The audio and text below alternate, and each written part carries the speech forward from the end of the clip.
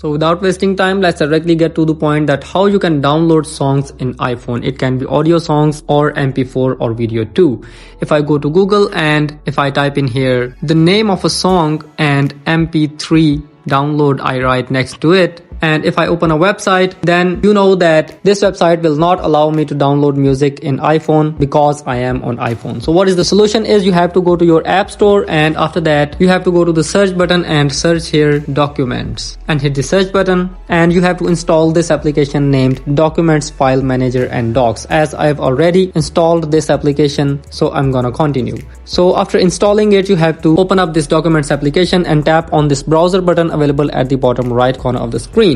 It gives you a separate browser in which you can browse anything which you can browse on Google. And now in this browser, if I go to this same website to download the same song, and if I tap on this download button, here it gives me option to save it to my device. And if I press this done button, and now if I go to the downloads, here you can see that the song is being downloaded. Now after the download is complete, you have to tap on this folder icon with a magnifier available next to the name. And here in the end, you can see that this song is currently residing in this Documents app. You have to tap on these three dots available next to the song name and tap on the share button available next to nearby. And here you have to scroll down, and here under add to quick note, the second option is save to files. So you gotta tap on it and tap on choose the folder in which you want to save it and simply tap on save. Now if I open up the files of my iPhone and go to the folder in which I had saved it, then here I will find that downloaded song. And here it is, there we go.